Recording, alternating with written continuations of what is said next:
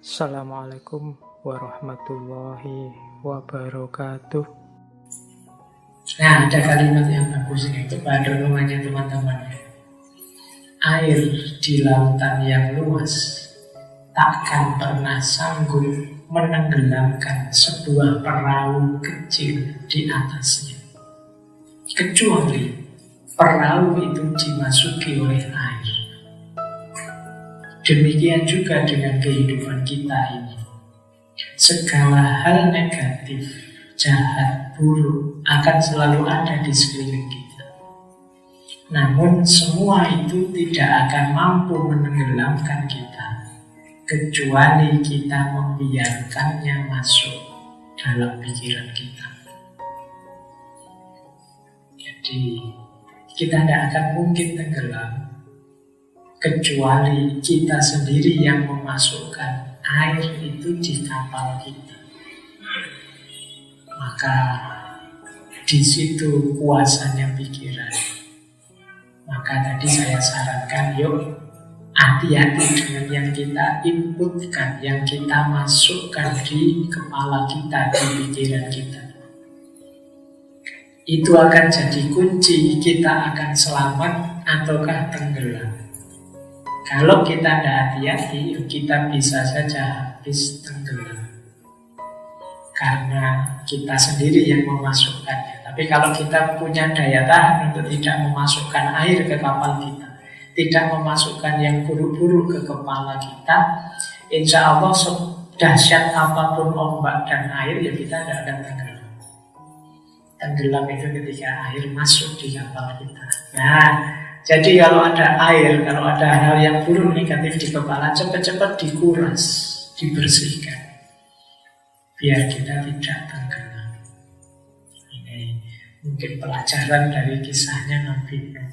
Nabi Nuh itu kan secara fisikal memang dilanda banjir besar, tapi selamat karena kapalnya tidak dimasuki air. Jadi ini pelajaran besar. Kenapa malam hari ini kita belajar bersih-bersih pikiran, biar nanti kita tidak tenggelam. Nah, ada quotes bagus untuk menutup sesi kita malam hari ini. Yang pertama, mari jadi orang yang berani meminta maaf. Yang kedua, mari jadi orang yang tangguh, yang mau memaafkan. Yang ketiga, mari jadi orang yang bisa melupakan yang kemarin-kemarin sudah terjadi, yang membebani pikiran kita, baik dalam bentuk pikiran negatif, beban berlebih, overthinking, maupun pikiran-pikiran kotor. Mari kita buang, kita lupakan. Itu akan jadi jalan kebahagiaan kita. Yang pertama minta maaf adalah yang paling berani. Yang pertama memaafkan adalah yang paling kuat. Yang pertama melupakan adalah yang paling bahagia. Orang yang tidak mau atau tidak sanggup minta maaf, ini orang pengecut. Dia tahu salah kok tidak mau minta maaf. Maka orang yang pertama kali minta maaf adalah orang yang paling berani. Tidak sederhana minta maaf. Tapi sebaliknya juga begitu. Orang yang pertama memaafkan, dialah yang paling kuat. Karena memaafkan jauh lebih berat dibandingkan minta maaf. Nah, tapi ada lagi yang lebih berat. Apa? Melupakan yang sudah terjadi sebelumnya. Melupakan ini kan yang jadi beban pikiran. Membersihkan pikiran itu kan membuang, melupakan segala hal yang negatif sebelumnya terjadi. Orang yang bisa melupakan, dia akan jadi yang paling bahagia. Tapi orang yang sulit melupakan apapun yang terjadi kemarin-kemarin, diingat-ingat terus, apalagi dicari terus jejak digitalnya. Nah, sekarang kan begitu modelnya, ya kamu akan sulit bahagia.